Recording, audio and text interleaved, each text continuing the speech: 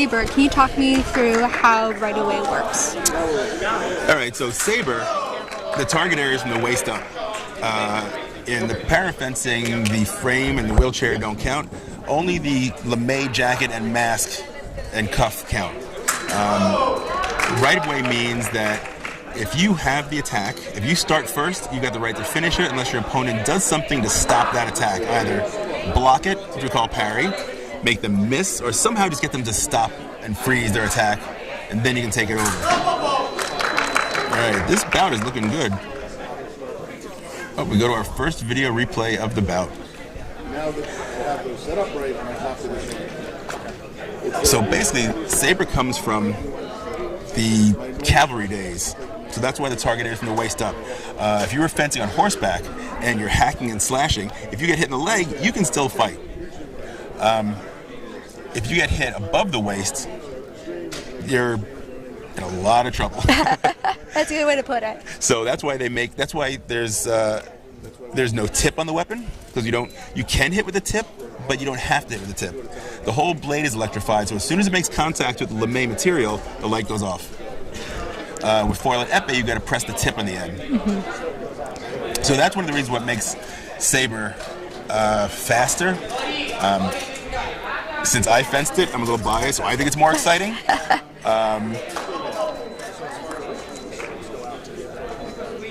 Oh, and we are back.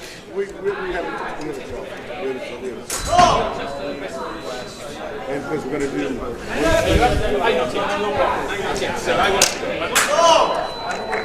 All right, looks like attack from the right.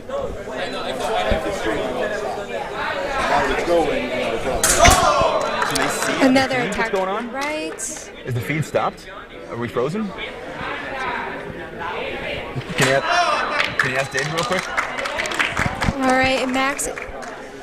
Looks like Max got the touch, but it looks like it's going to be challenged for another video. Yeah, we're going back to another video replay from the Greek fencer. Once I know that we're there. So we're not quite seeing the same feed you are.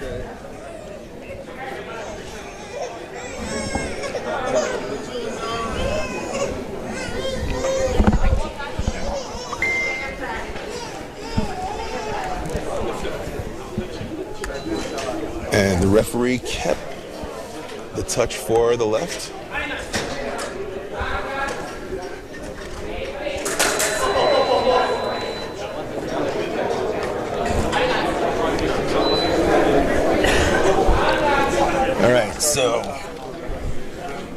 All right, this is a close bout. We're back to 6-5 now. 7-5. 7-5. Oh, they're both on defense. Ah, there you go. One thing I've always loved about defensors is how strong their back arm is, because that back arm is really going to propel them forward and take them back as soon as possible. But back arm is how they lunge, right? I mean, don't you just you straighten it out and reach you all the way forward, and then it's got to pull you back out of danger. Yeah. And like in naval body fencing, we have our back foot. Our back foot's an anchor us for the day, and that's our back arm in wheelchair fencing. All right, break at 8 again. All right, and the coaches come out. Again, I always wonder what's going on between the coach and the fencer. I will say one time my dad was my coach, and he knows nothing about fencing. But at that time, my coach wasn't around, so he said, all right, we're going to break. And he asked me questions as a coach. He said, all right, do you know what you're doing? Yes, Dad. Do you know what they're doing? Yes, Dad. Okay, do you just want water? So that was like a really fun moment for me in my career. Yeah, my father was my coach. He was a little bit more coachy. Sometimes he got a little hot and was asked to leave the venue, shall we say. I guess nowadays we call it a black card. All right, looks like we have 10 more seconds in this. Yeah, how difficult is it as a fencer to take advice from your coach and do it? Since I've been a coach and a fencer, I know how difficult it is to, logically, I understand what's going on. Emotionally, it's tough to make that change. How difficult was it for you? It was difficult, especially because you have so much information coming in at you in 1 minute. And that's one thing you had to get good at as an athlete, knowing how to take whatever pieces you can from coach at that time and implement it. And that's not always easy. All right, here we are, the start of the second half of this bout. Greek fencers up 8-7. There's a parry post from the left. Nice touch. Good distance. Tied up.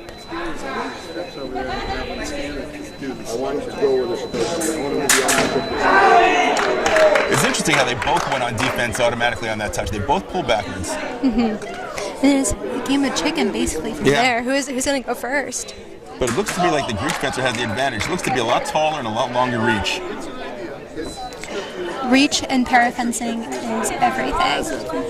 Because distance is set at the shortest fencer's arm, but if you're taller than them, you already have leads of distance to have in your favor. So it looks like the Greek fencer is pulling the French fencer into his distance and then taking over. Now he gets hit every now and then, but it looks to be he's more times than not he's able to make the French fencer miss and then take over. And now the French fencer is right at his distance, really easy.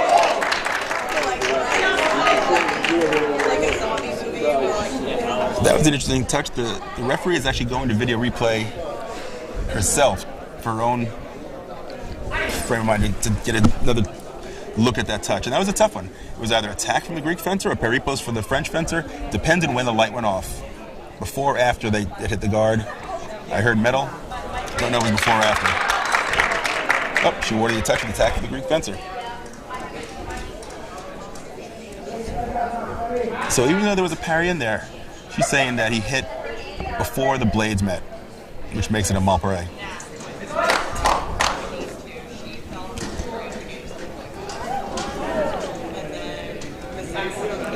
Like I said, a lot of moving parts. Got to make sure the jacket is zipped up correctly for the safety of the fencer. Don't any blades to get in there. And you want to make sure that as an opponent that the suit is lighting up so your touch counts.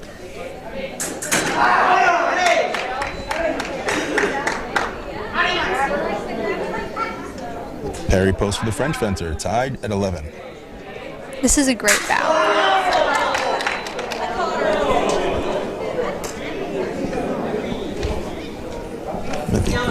Go into video again.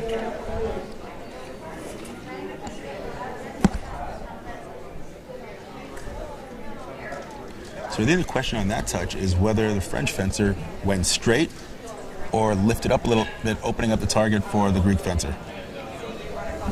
And I guess in this case, it really helped to see it in slow motion, and that's where the referee went.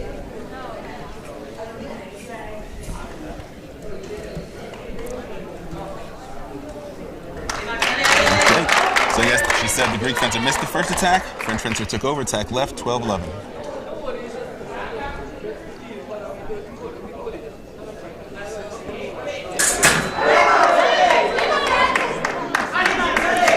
I love it in a DE when it's towards the end and it's really close, how much louder everyone comes from both teams, both athletes. Nice reach on that one for the French The Greek fencer tried to pull the French fencer into the distance again, make him miss, but he didn't miss. Looks like the French fencer has found his distance.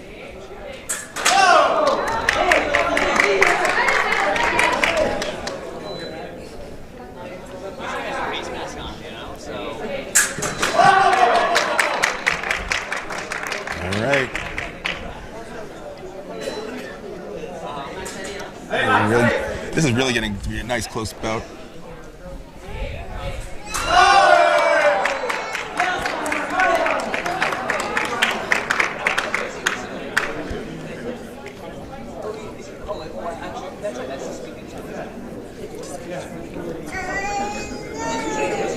Now I'm looking up some facts about Max, the French fencer on the left, and it looks like he is 32 years old and he won bronze at the 2016 Paralympics. Oh, and he just won the bout.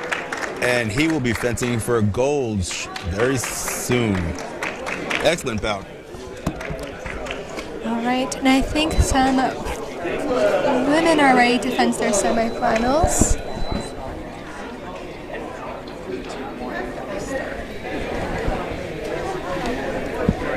Women's foil coming up.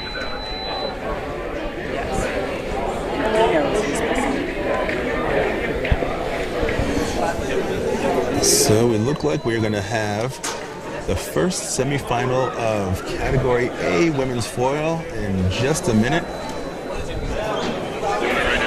So Category A, again, these are the fencers that have full mobility of their core. Some of them are ambulatory, meaning they can walk. And one thing that I think it's good to point out is that when you look at the live stream, you're going to see refs that are off to the sides. They're not reffing the bout, they're just looking on. Those are called assessors. Those refs are making sure that these athletes aren't lifting from their chair. And when I mean by lift, I mean that their body comes out of the chair. In wheelchair fencing, we are making sure that we're not lifting from a chair because then it messes up all the centers. The amount of people. Sorry, that's my dad. It's all good. The amount of people, though. I keep trying to close it out.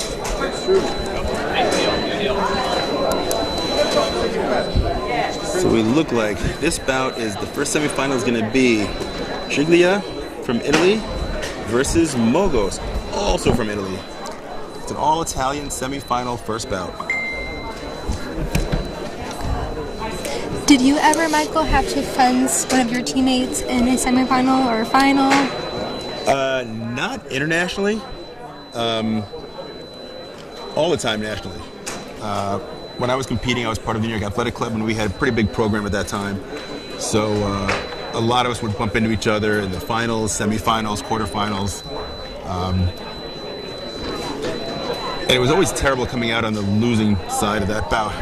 Because then you had to see the people the next day at practice, and that's always awkward.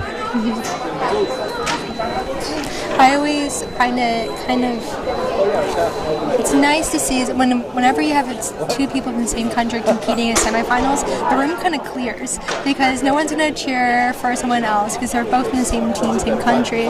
So the room just clears. Like right now, there's hardly no one watching this bout. And it makes it a lot easier for the referee. It does. No coaches are going to complain. Yes.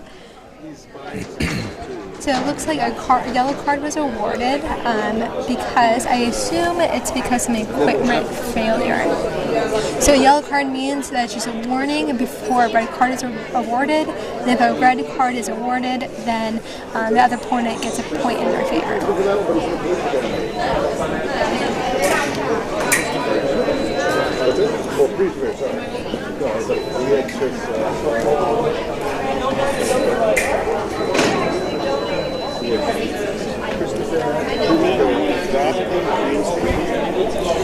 Now, the downside to having two people from the same country fence each other is that they know each other really well. A lot of times they may be from, if they're fencing the national team, a lot of them are going to have a lot of the same styles, so it's not always the most exciting bout. But that's just rule of thumb, doesn't mean it happens all the time.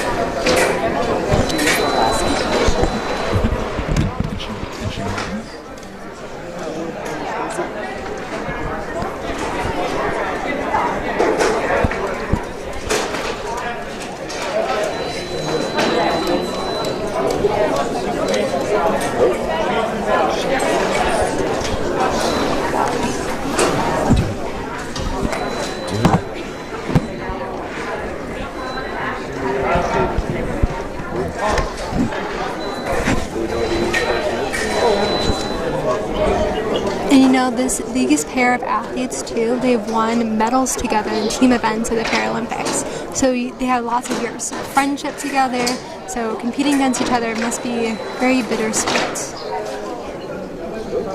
I believe Triglia took silver in the European Championships. I believe she lost a Hungarian fencer.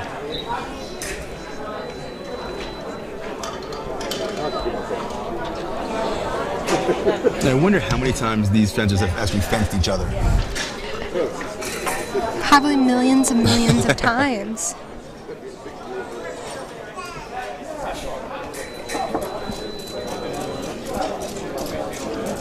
So it looks like Triglia, she got silver in team foil at the Tokyo Paralympics. Very impressive athletes we have right now. And it looks like she's kind of digging herself a little hole here against Mogos. And again, Mogos looks like the taller fencer, so I'm assuming she's got more reach.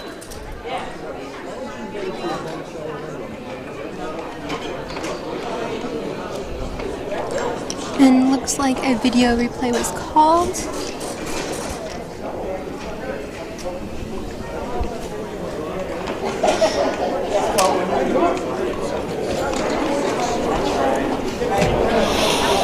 Like I said, it's very exciting because this is the first, not just the first International Wheelchair World Cup that's been in the United States since 2003. But as I said before, it's the first qualifier for Paris. So these fencers have extra motivation. They're all trying to qualify for the Paralympics in Paris, 2024. It's hard to believe that another Paralympics is in 2 years.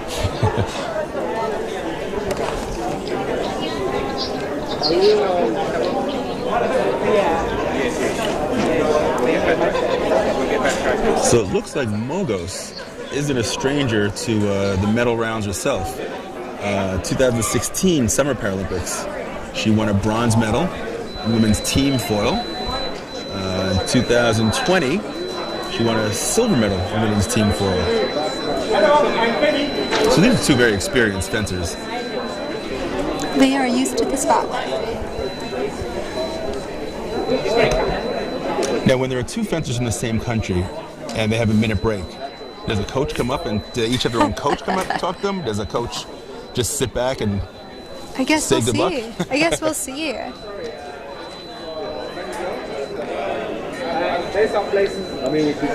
Sometimes you'll have another teammate come up to them, give them their water bottle.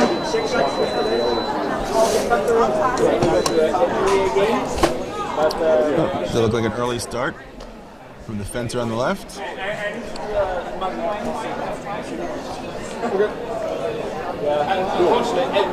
Guess not. It doesn't look like there's a card awarded. She still had the yellow card from earlier.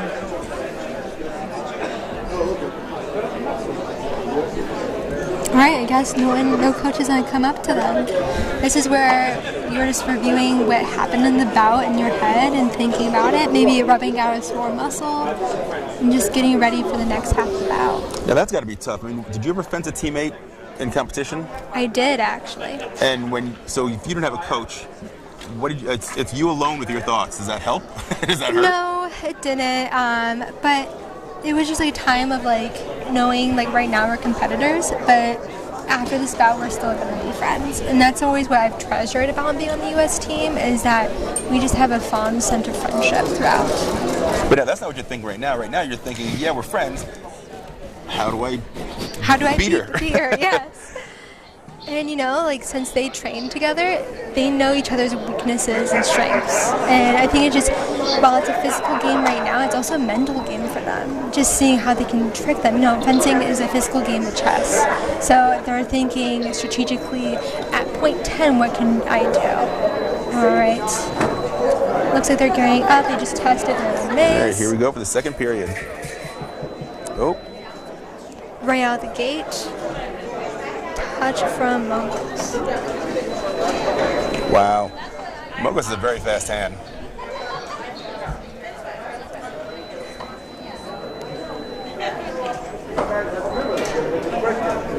And the last three touches were all about hand speed. That's one thing. Touch. That's one thing I've noticed about wheelchair fencing and able body fencing is that in wheelchair fencing, because of the distance being so close, your hand reaction time has to be so much faster. Yeah, absolutely. Because you don't have your legs to pull yourself out from a tricky situation. And Mogos definitely has a faster hand. She's been out on the attack first, and she's also had time to remise before Jigglia can get her repost off. There was just a change of tempo attack for the end of the bout. Great bout from the Italians. The good thing is that Italy will have 2 medals going towards the medal count now. Wow. That was interesting. So Mogos will be fencing off for the gold medal. And it looks like the other semifinal is ready to go. All right, let's switch over.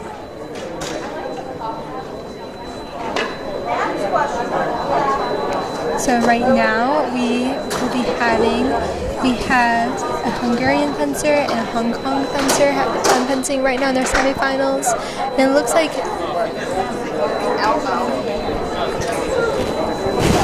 both are Paralympians and both very accomplished Paralympians. We have Chu Yi on the left. She was in the Beijing Paralympic Games. And we also have Susanna on the right.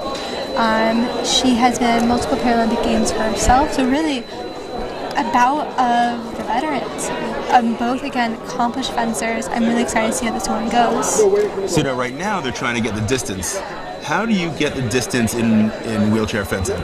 So the distance is set up to the shortest fencer's arm length. So what's going to happen soon is that the refs are going to make sure that an athlete is centered in their chair.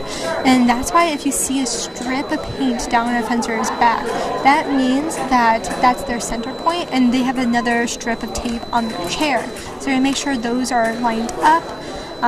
So you can see that with Chu Yi on the left, the ref is making sure she's centered in her chair so she's not cheating that distance. And then you're putting up the elbow to making sure that we're going there. And that big thing in the middle is what makes the bar longer or shorter, and that's how you control the distance, get them closer together or further apart. Yes. And distance is everything in wheelchair fencing.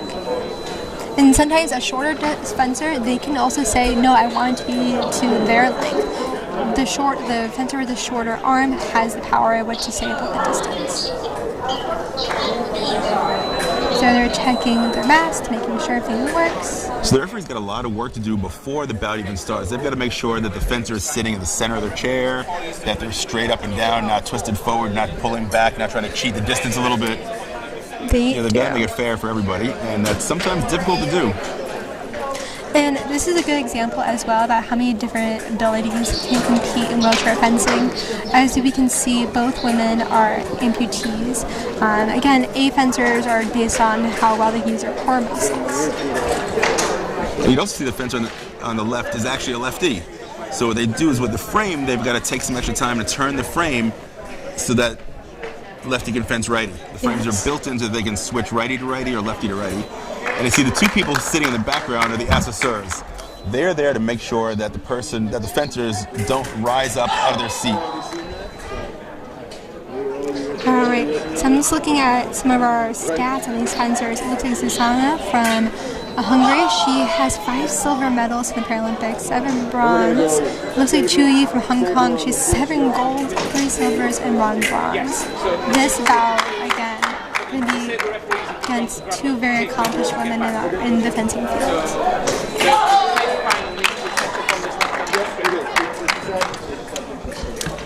Now again, wheelchair fencing is kind of still in the infancy. It's still a small sport. So we can pretty much assume these fencers have fenced each other many, many times before at many different tournaments. And I bet they're friends, too. Oh, absolutely. I mean, I had lots of friends when I was competing, as you did as well. It's great being at this tournament right now because I have so many fencers who I grew up with. And like, oh my God, you're here? Are you fencing? I go, I'm not fencing, but I'm just happy to be here and be able to touch base about everyone. Now, did you ever pick your strategy based on where the fencer is from? Like, does a Chinese fencer have a different strategy or style than a Hungarian? And you just knew just because of where they were from what basic kind of fencing they were, whether they're aggressive, whether they're sit back and make parry post, or did you ever build strategy on that? I did. My coach and I would always talk about what characteristics are we looking for? How can we win against that characteristics? Did you know that Chu Yi on the left, she began as a swimmer, but it looks like at age 17 she switched over to fencing, and at the 2004 Summer Paralympics she won 4 gold medals in both individual and team, in epic and foil. There's so much history with these two fencers right now. Chu Yi, I know she was on multiple international councils for athletes, really making sure all of our rights were protected. Both these athletes are great in and out of the sport. Well, this is a tight bout. 5'4". Both fences are making some great actions. They're both very aggressive. They're both very strong, and both hands are super fast.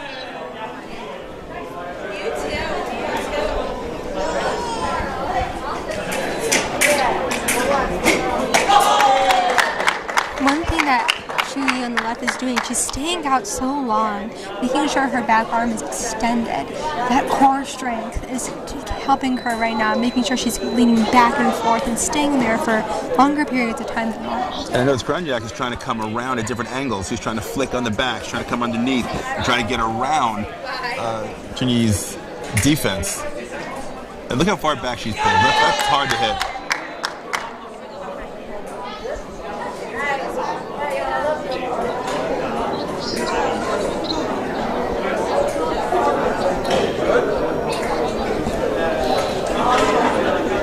Attack from the left is off target.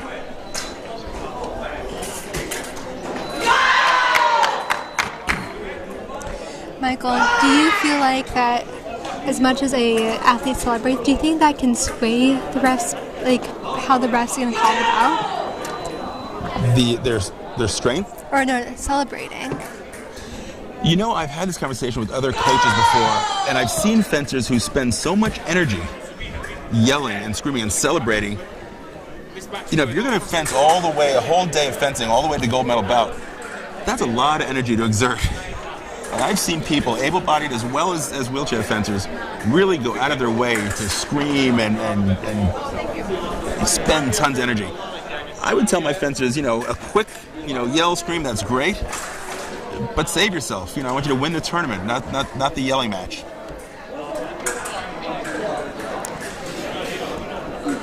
Susanna on the right, again, some really seasoned competitors. See, it looks like Susanna's 44 years young. I remember when I was fencing her, I was making my debut when she actually, sorry, I forgot what I was going to say. I'm really interested to see what's going to happen, what this ref is going to call. Susanna, she is 44 years young, and she's won 11 medals at the Paralympics. That's a lot of hardware to hang on your wall. I wonder how heavy her mantle is. Alright, so we're patiently waiting to see what the outcome of that touch is going to be.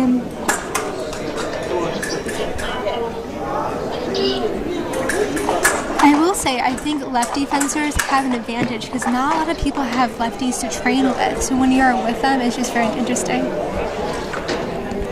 And then we have Ellen Geddes off camera right now, USA Fencing sweetheart. She's trying to make us laugh. All right. Now, do lefty fencers have an advantage at this level? I mean, I know they do it at the lesser levels when you're a club fencer and you're just getting into competition. But you'd think at this level, they're used to it. You know, they've fenced a lot of lefties. I mean, they've had long careers. I just wonder if it's still. I think towards the end of my career, a lefty fencer wasn't as big of a deal as it was early on.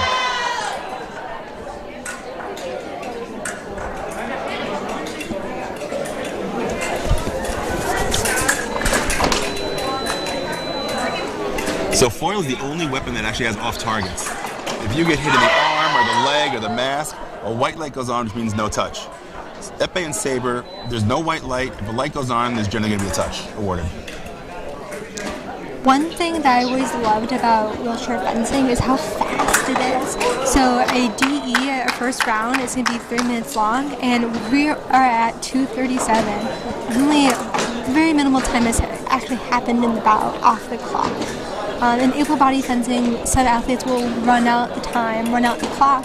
In wheelchair fencing, that does happen, but not to the degree of able-bodied fencing. Well, yeah, because in able-bodied fencing, you can, pull back and sort of relax a little bit, drop your arm, take a little time. You do that in wheelchair fencing, you're going to get hit. It's just simple as that. There's always something going on in wheelchair fencing. There's always an action. There's always somebody pulling distance, pushing distance. In able-bodied fencing, that doesn't always happen. In saber it does, but not in foil and epee. So this is if you think fencing is fast, wheelchair fencing is 10 times faster.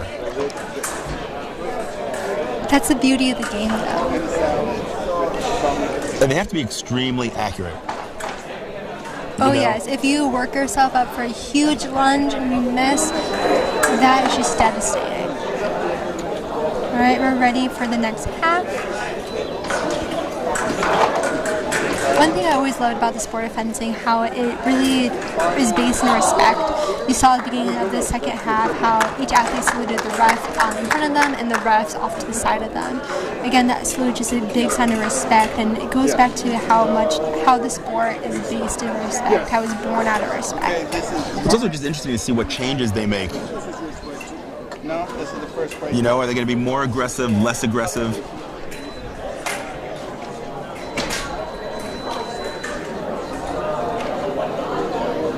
There's an off target to the left.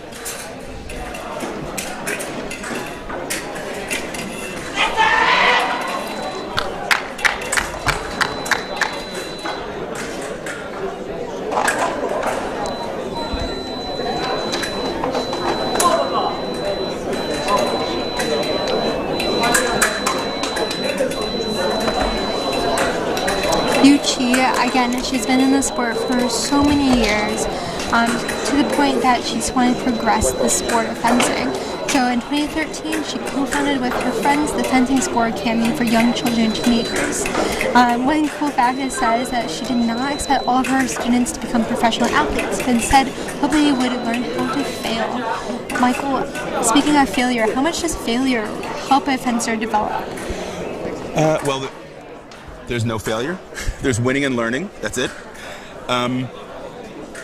You have to fail. You have to fail to learn. If you don't know, number one, you have to learn to be a good loser. You have to learn to take it with grace and accept it. You don't have to like it, but it's going to be a part of competition. So you have to learn to accept it. You have to learn how to get bad breaks against you and accept those as well. And then you have to learn how to be not just a winner, but a good winner, a gracious winner. I've seen all things. I've seen bad losers. I've seen bad winners. I've seen, humble people. And it's just, you hear many people say fencing is a metaphor for life, and it absolutely is. You learn, you give back, you take, there's timing, there's attitude. I mean, it's just a microcosm. Yeah, and what I've noticed about the wheelchair fencing is that most wheelchair fencers, when they retire or their other side, when they're not on the strip, they're usually giving back. I mean, even your current job right now. Yeah, so I work with persons with disabilities doing adaptive recreation, and then I found my way back to fencing after I took some years off and I retired from the sport. I found my way back because the USA Fencing invited me back as a board member, and I now represent the para-athletes as well, trying to have our voices heard on the Athletes Council, and it's been very fulfilling to get back to the sport that shaped me who I am. If we get back to the bout, you'll notice at the break, you made a huge change. I don't think that Susanna has gotten a touch since the break. She has not. And again, it's amazing to see somebody who can actually look at a situation and make a change. It's such a dramatic change as to, she's doing what she wants at this point. And Susanna looks like she's doing the same actions, it's just not working. And that is the bout. That was a great bout. That was really good. Again, I like to watch the changes. I like to see somebody learning and figuring it out and making the changes and finding what's working and continue to do it, as opposed to, getting so stubborn doing the wrong thing that doesn't work. And I know whoever's out there fencing or coaching, they run into that problem. And as a coach, it's very difficult, and I don't have an answer. Maybe somebody out there can help me out. Why is it that a fencer will do the wrong thing over and over and over, and then they do the right thing one time, you think they figured it out, and they go right back doing the wrong thing?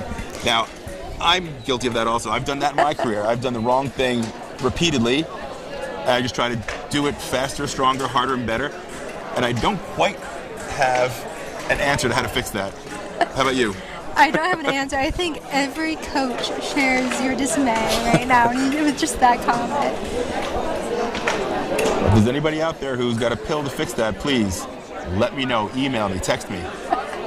You know, I'm going to shout out our volunteers right now. Our volunteers really help our event go smoothly. Our volunteers are making sure that chairs are going in and out of the chair, in and out of the stage. We're fixing frames. The frames are not light. They're really putting in their physical effort to making sure to take that frame out if they have a switcher for different hands, making sure that the distance is set. So a big shout out to our volunteers. Yeah, we wouldn't be able to hold this tournament if it wasn't for the volunteers. So a big shout out and a big thank you to them. They're doing a great job. And, you know, I don't even know how much training they have. You know, I think people ask for volunteers and say, okay, do this, and they're not quite sure. Because, you know, again, those frames are tricky. You know, you've got to know where the straps are and the buttons to push and pull to release things. And like you said, those frames are not light. They're very strong, very heavy. But I think they're doing a fantastic job, and this is day one. So let's hope by the end of the weekend they're not too tired. They can continue doing a great job. So I think we've got a little break here before the final bouts. I remember one of my times when I was fencing for the zonal championships, there was a lull, a 2-hour lull between semifinals and finals. And I was in high school at this time, and my twin sister and my parents took away my phone. Like, this is the qualifying tournament to the Rio Paralympics. My parents took my phone, and I was just chilling with my twin sister in our hotel room. We were out of school at this point, and we were trying to read Julius Caesar together. And I was like, Olivia, I cannot focus on Julius Caesar right now. I had the bout of my life coming up. But having my twin sister support during that time was super fun. If you ask me any question today about Julius Caesar, I cannot answer it for you. Like how tall he was or how much he weighed? I know nothing. So when you get a big break like that, like 2-hour break, how important is it to warm up again? Oh, it's super important. Like, one thing that I really like about our national tournaments in the U.S. is that you go throughout the day in a fast pace. Your body is warmed up, your mind is set.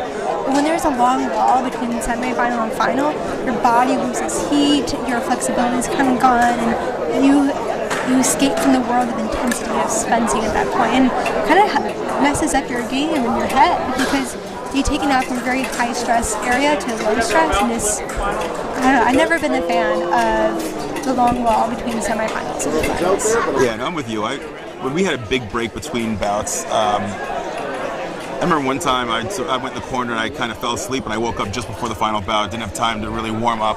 That was a big mistake.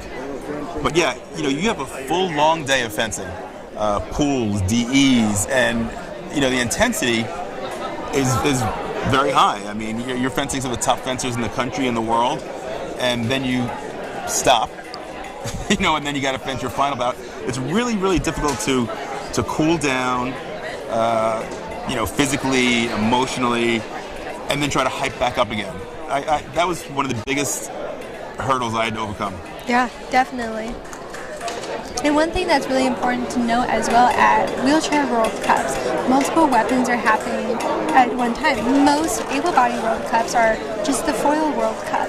At a IWAS tournament, you have epee, foil, and saber competing all 3 days. And you have athletes that compete in more than one weapon. So one day you're fencing epee, the next day you're fencing foil. I always found that as a wheelchair fencer, having to change between the disciplines within a day was always hard. Yeah, I couldn't imagine doing that. Now, as a wheelchair fencer, you have to fence 2 weapons, right? You have to fence at least 2 weapons, and that's to get the numbers up. Is that correct? It's to get the numbers up, and also because I believe that's how we change the qualifying as well. But most athletes are also encouraged to do 2 weapons because it costs a lot of money to come to World Cups, and if you're already in the place, why not fence all the weapons? Now, what do you think are the best 2 weapons to fence? I mean, I kind of see. You have foil and epee, they're both point weapons, but one has right-of-way and one doesn't. You have foil and saber. They're both right-of-way weapons, but one is point, one is not. Epee and saber, they're both kind of tempo timing weapons, but again, one is point, one is not. Is there a magic combination? I don't think there's a magic combination. I think the combo is up to your coach and what your coach will think you're good at. When I only foil and epee was in the Paralympics. Sabre was just introduced as a women's event in Tokyo. So now you're seeing a lot more females doing sabre as well, because it's finally open. But as in what weapon is the best, I'm an epee girl at heart, and will always be an epee girl at heart. Everything about that game has always appealed to me, that how target is your full body, and wheelchair fencing is your waist up. I always just loved the game of epee, and this how you can hit the side of your hand with the slightest touch. I always found that very beautiful. I know you're a sabre guy, so you think? Yes, that's the point that would drive me crazy about epee. You could spend so much time setting up a touch, and then accidentally somebody close their eyes, stick their hands out, and they hit you in the finger. I'm like, that can't be right. But that's part of the fun of epee. I understand it. I'm sabre at heart. So does everybody here, they have a favorite weapon and like a secondary, or do you think they like the two the same? I think that's up to the athlete. I'm a firm believer that for any wheelchair fencer, whatever weapon you started with is going to be your favorite, and it's going to set the whole attitude for the rest of your fencing career. I really succeeded as a foil fencer because it was very similar to epee. Still, you were holding a weapon the same way. You have pistol grips in epee and foil. In sabre, you have to hold it differently. So I really found comfort, like it feels similar. But it's a different mindset. I mean, there are different strategies. So how do you literally switch from one strategy and one weapon?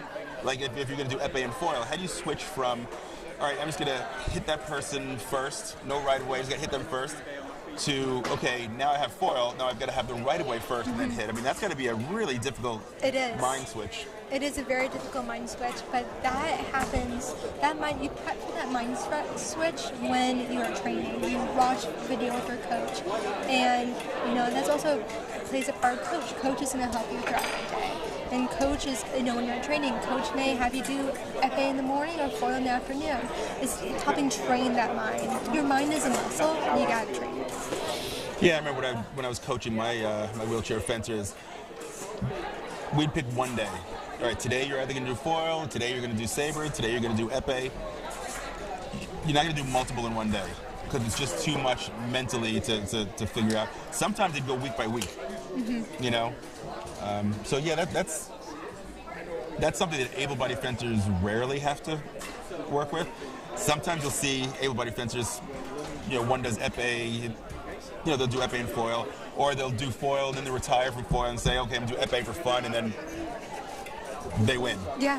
One thing about doing two weapons, it means your luggage is heavier. You have more luggage to bring to a World Cup. You have to make sure you're good for both disciplines. I always say, I'm just going to carry my 2-ton fencing bag with me to a World Cup. I have so much equipment because I'm fencing both weapons. Yeah. The rule of thumb is to have multiple weapons with you just in case one breaks, just in case a teammate's weapon breaks. Now, have you ever fenced two weapons in one day at a competition? I never did that, and we don't do that at World Cups. So thankfully, I'm practicing.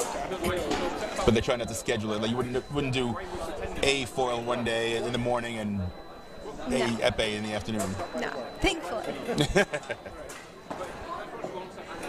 It looks like we are getting ready for our men's sabre category B final. Let's see here.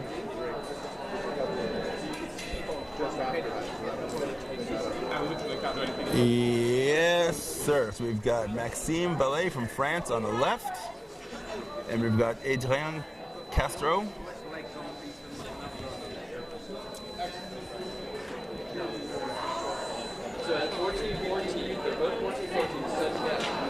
And this one's going to be for the gold medal. That is what a final bout means. So yeah, common sense just kicked in. So it looks like the athletes are looking over their setup, making sure that their legs are strapped in. These are B fencers.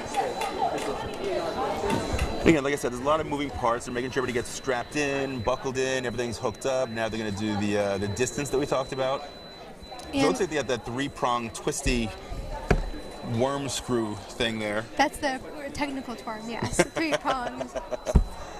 I don't know how to spell it, but yeah.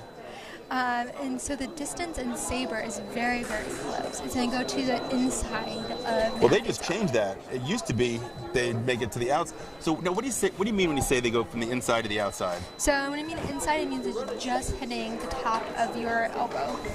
And then when you come in, so when you raise your arm at like a 90-degree angle, the distance when you come in means just right past your elbow. So see, one fencer, they lift their arms up. Like I said, they're not under arrest. They're just doing it for distance. The other fencer will extend their arm. So the tip of their weapon will, again, it used to be just touch the arm, and now it goes to the inside of the arm. There we go, right there.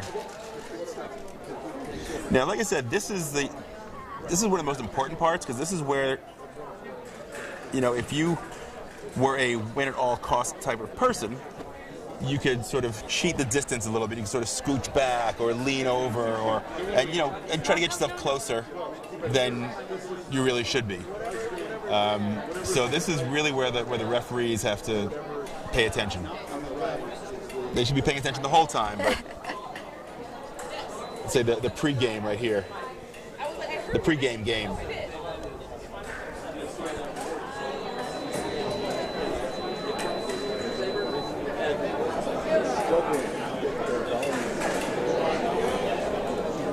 Alright, let's see who's going to win the day. All right.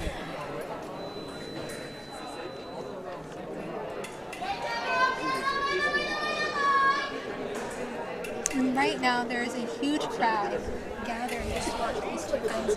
It was the first wheelchair gold medal of The qualifying 2023, season, the qualifying season, absolutely.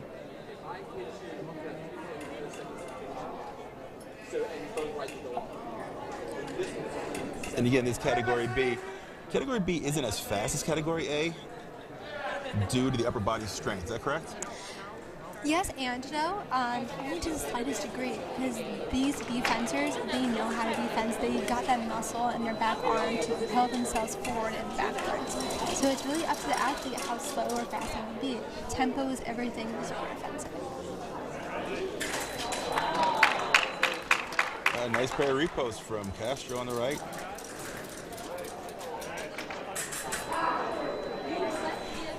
Now the wheelchairs that they're in, did they get a chance to design their own? Like, can they pick? I noticed they're holding their handles in the back differently and different heights in the back and things like that. Are there ways to, give yourself an advantage?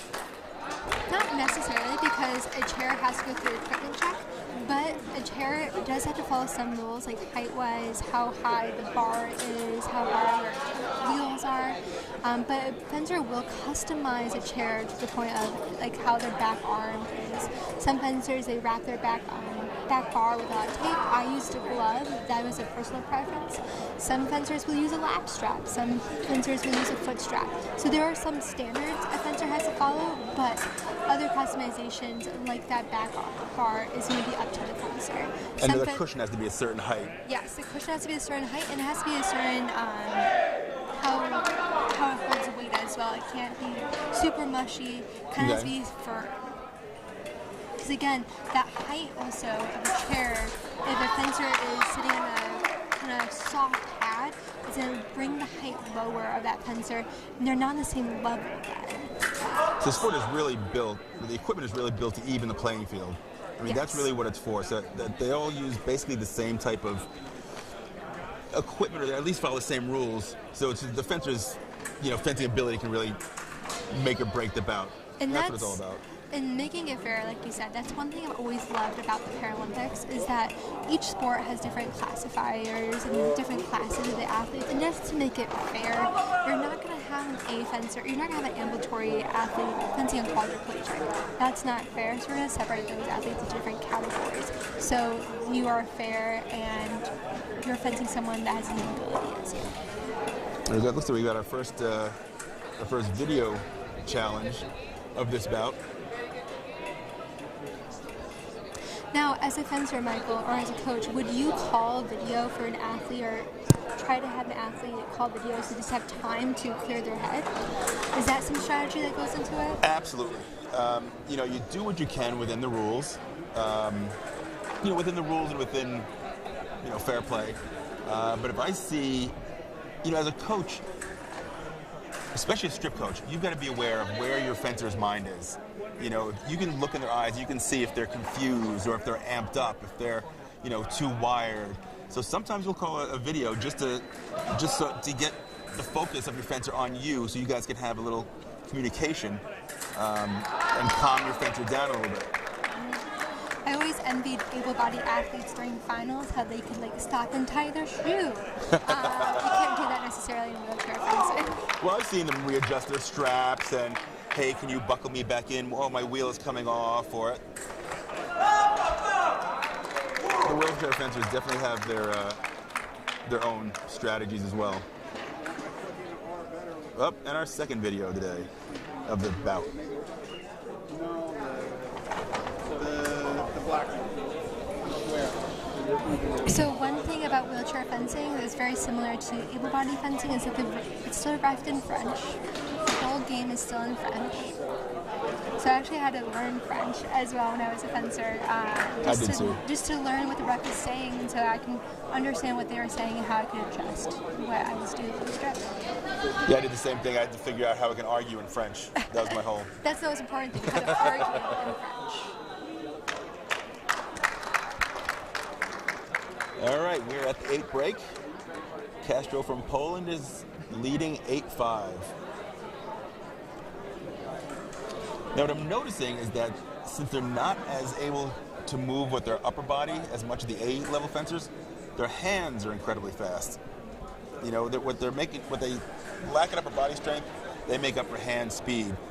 So what I've been noticing is Mr. Castro is bringing Valet in, just like in the bout before, the Greek fencer, bringing him into his distance and then quickly with his hand making him miss and then go right away. And I think that's a great strategy for B fencing, since they're not so upper body strong.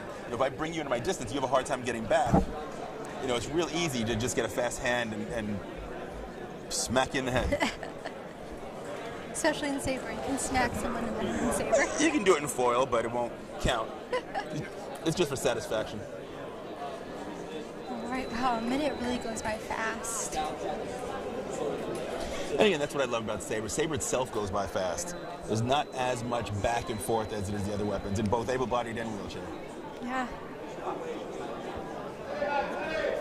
5-8. It's anyone's game at this point.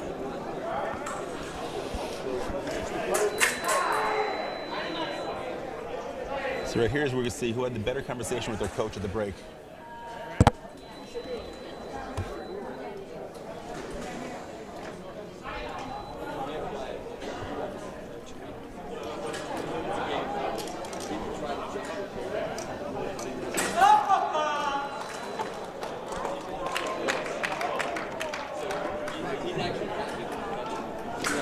So it looks like Max on the left, he is a recent medal winner at the 2020 Semifinal Olympics. And it looks like he won bronze in the men's team foil event. France is historically a great fencing country, so is Poland.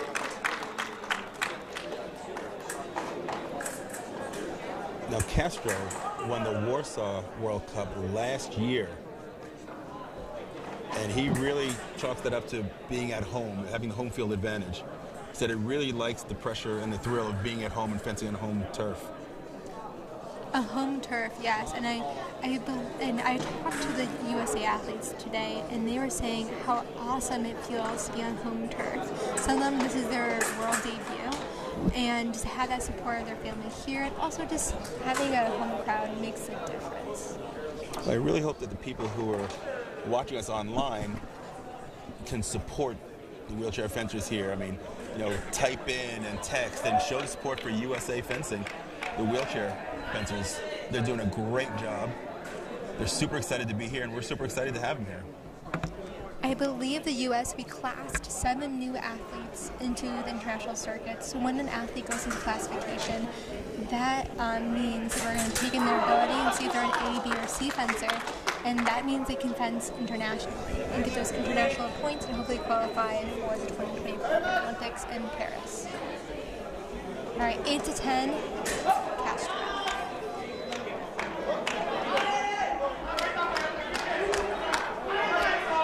looks like there's a comeback happening.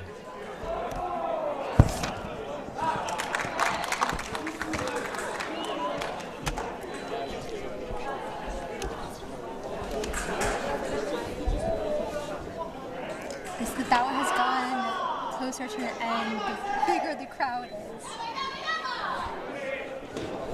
This is a great crowd we've got for this bout.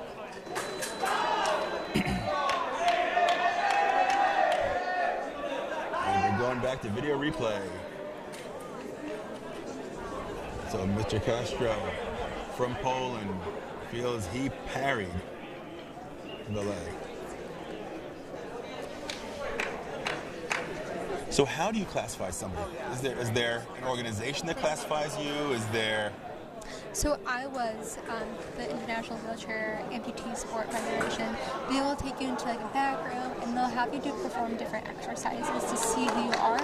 And classification is built on a point system.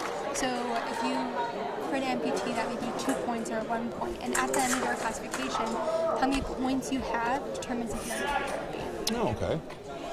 So that replay challenge was successful. The call was overturned, so now Castro leads 12-10.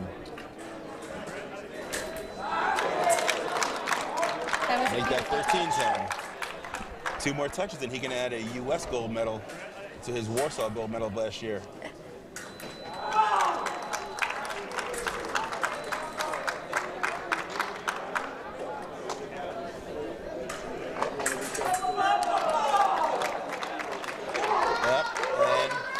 An early start for Mr. Valet gives a red card and the final touch to Mr. Castro. That was a good bout. You know, I haven't seen B fencers move as fast and as strong as that. You know, they're getting much faster, much stronger, and it's awesome to see. The evolution of the wheelchair fencing has been amazing to see. Even when I competed in 2016 to where A fencing is now, it just blows my mind. Yeah, just from watching from the last time I coached the Paralympics and the wheelchair guys and gals, yeah, the level of athleticism is just skyrocketing. And I think that's going to help the U.S. I mean, I think if we keep training the way that our fencers are training, getting stronger, I definitely see medals for Paris, you know? Medals for Paris, what a good slogan. Good sitcom.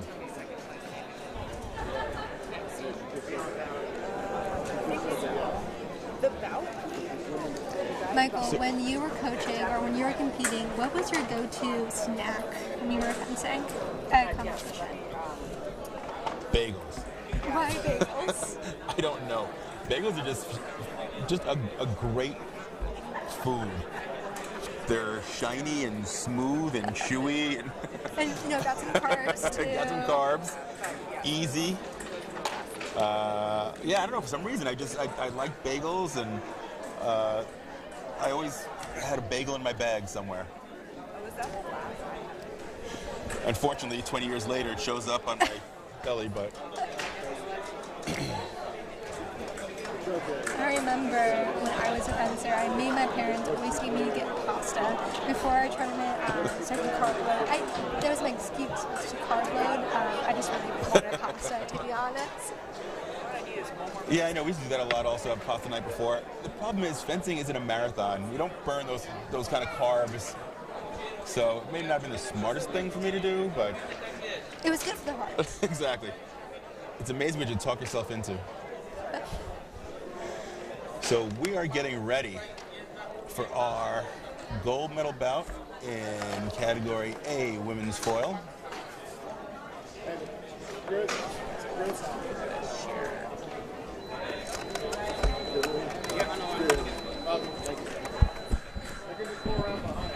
Are we going to take a break after this bout? Because there's nothing else going on, right? I mean, are we going to be off air?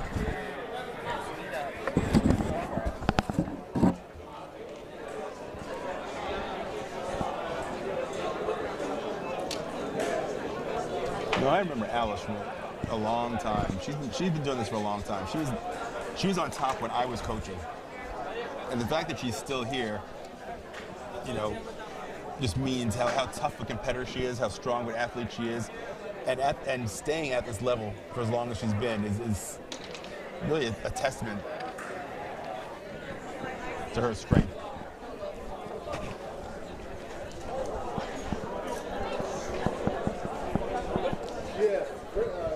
And she was always the nicest person. She is so nice.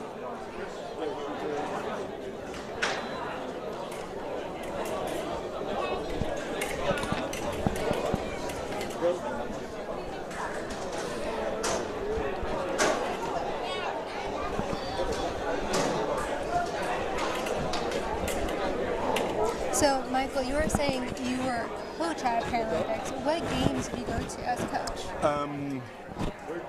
Athens and Beijing. What was your favorite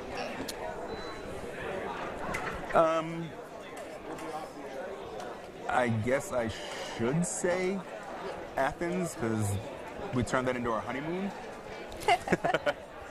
But I gotta say I like the Beijing games because the venue is just awe-inspiring. The bird's nest is incredible. And opening ceremonies were... I remember the opening ceremonies. To light the torch, there was a wheelchair athlete who literally had a rope and climbed the rope with the chair and lit the cauldron. I have never seen anything like that before or since. You know, one thing that I loved about the Paralympic movement is about how much coverage has been given to the Paralympic Games over the past couple of years. So when you were saying in Beijing and then in Athens, I didn't have the chance to see it because at the time the Paralympics were more broadcast in the United States. You know, as the years and years come by, we finally have coverage for the Paralympics in the United States. And that's just because of how the Paralympic movement has come. Yeah, it's really, you know, I noticed that I think the Olympics is taking it more seriously. They're putting more money into promotion and marketing of the Paralympics. I've seen individual movie stars and actors really promoting it and getting involved in different sports. So, and that's what I love. So, like, a brief lesson on words. In the name Paralympic, the para part means parallel. So the world is finally meaning the parallel between the Paralympics and Olympics. And really making that parallel a thing that is visible. And to me, that just makes me so happy as an athlete, as a disabled person as well. All right, looks like Allison and Andrea are ready to dance for the gold medal.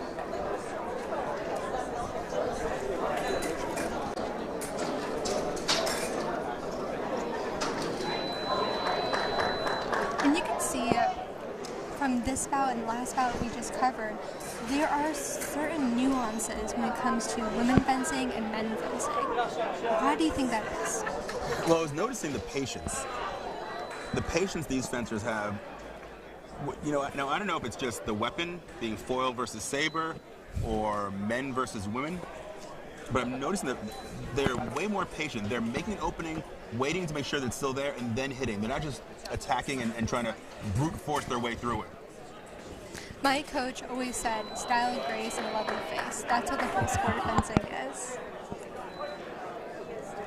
Well, that's exactly what's happening here. I mean, they're both, like I said, they're making the opening and waiting for it. It's a game of physical chess. That's what fencing is. And like I said, Alice has so much experience. She's been doing this for a long time. That, again, right there was a nice touch. A lot of feints, a lot of openings, and then she finally hit the actual one. I wouldn't have that kind of patience.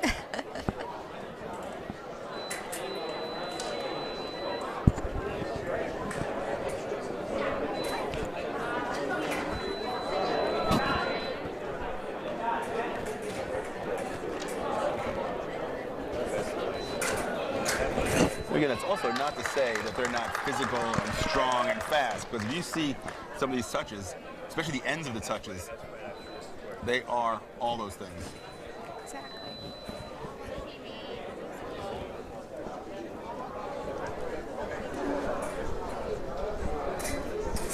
You can see all also like the patience really comes to play. Again, it was saber compared to foil, but we're already taking time off that clock. We're at 2:31.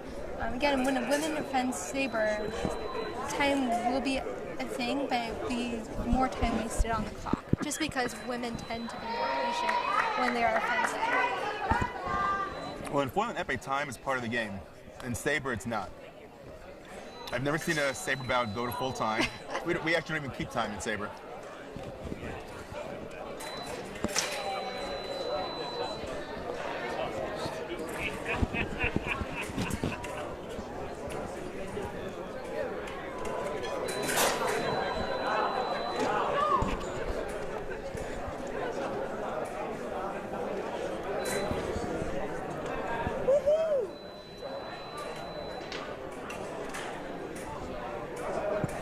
Now, that wasn't called covering target because apparently you can't cover target with the weapon arm. Correct. And you would know that in the back arm, since it's on that back bar, you don't necessarily bring that back arm to cover any target in foil. Yeah, it's got to be almost next to impossible to cover target with. See, right there, even though the weapon arm is covering target area, it's not against the rules because it's the weapon arm. And again, that's got to be a great strategy as well. I mean, I'm blocking you, I'm covering my target so you can't hit me.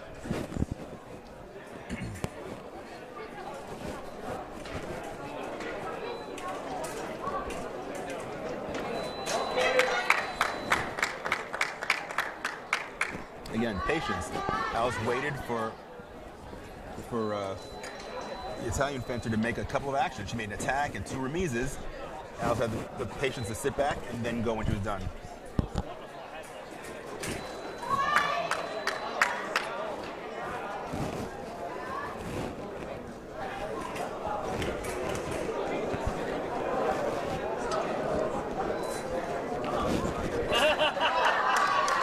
Nice touch, nice reach. One thing I love throughout this bout is Andrea on the right. She's using the full length of her retreat. She's really getting out of Yuchi's way. Yeah, she's really pulling distance, but she's got just huge reach. She's got just a gigantic wingspan. I mean, she's hitting Alice way far away when I thought there's no way she can get to her.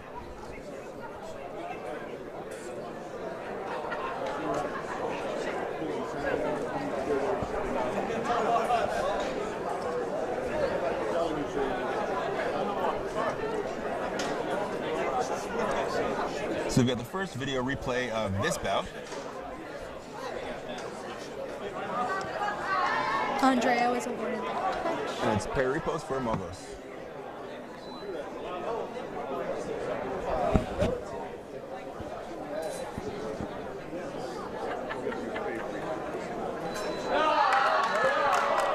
Again, there's that long reach.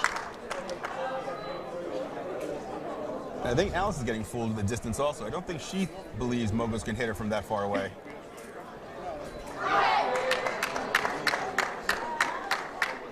So that time instead, she just took the blade and didn't have to worry about the distance. And again, that's experience playing. Beautiful.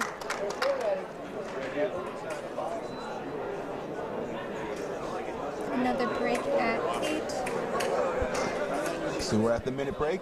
So in the past, foil, we didn't break at 8. We would just go either to 3 minutes or to 15. And, there's some debate on that break at 8. Is it good? Is it bad? I love it because it gives an athlete time to talk with their coach. Some athletes don't like it because some athletes are in their mojo, they're on fire, and they just want to finish the bout. What do you think about the break at 8? I like the break at 8. I always needed a quick break to get my breath. Because bouts, especially at this level, are intense. They're difficult both physically and mentally. So you just need that little break to get a mind check. Get a little drink of water. That being said, I didn't really like it so much when I was on a roll. If I'm winning the bout, if I'm up, 10 or 11, like I said, I could be up. If I'm up 8-0, I'm like, let's just get this over with. Why is there a break? Let's just keep going.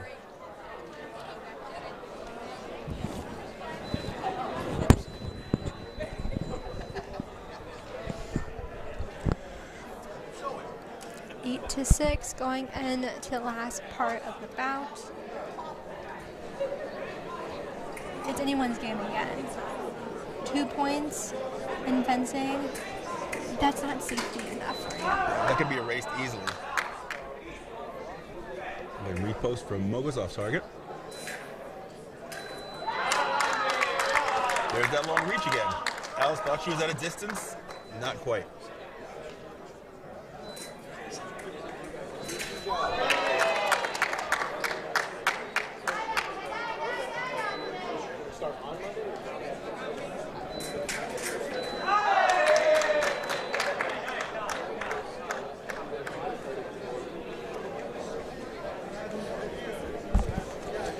So go back to replay.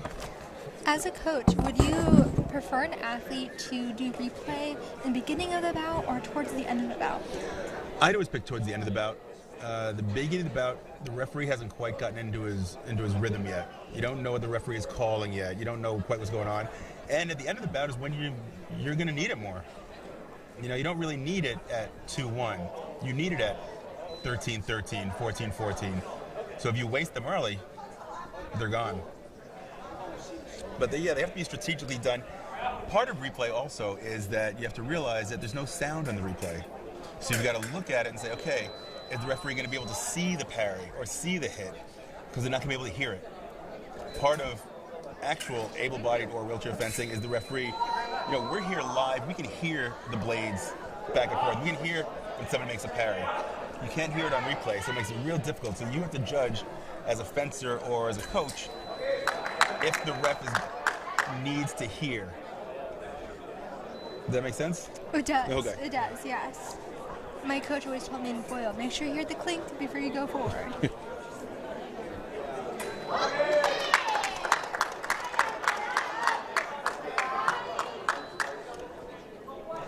So yeah, distance comes in not just to reach, but to also make the person miss. So that's what happened. It looks like Mogos was coming in for her attack, and Alice was able to change direction quickly and throw the distance off so that Mogos missed. How do you like so far? So I don't know what the startup process for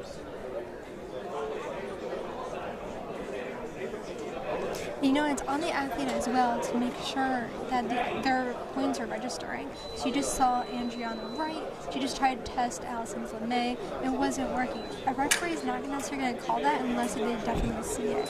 So it's up to the athlete to advocate for themselves.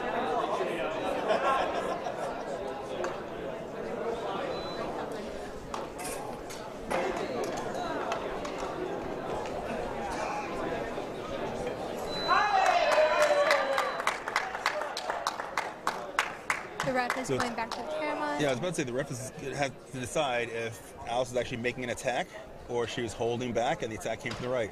So he's going back to check out the video replay himself.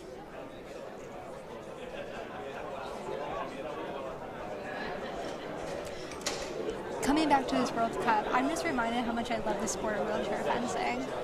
Being retired from the sport for a couple of years, every time I watch fencers compete, I'm just enlightened to see, and my love for the fencing is great. I was going to ask you if you miss being up there right now. I do miss it. My shoulder doesn't miss it, but my heart misses it. Totally understandable.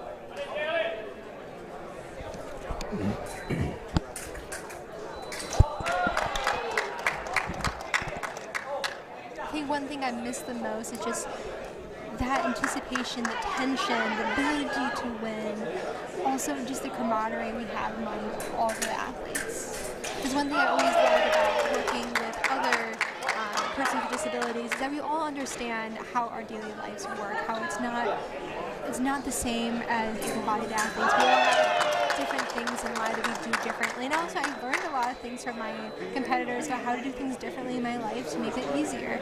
So I just also, that camaraderie I miss so much.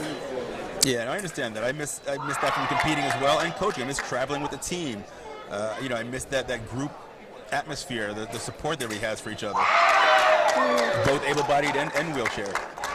So I think especially wheelchair. I think I've learned more from coaching the wheelchair fencers than I have competing with the able-bodied fencers.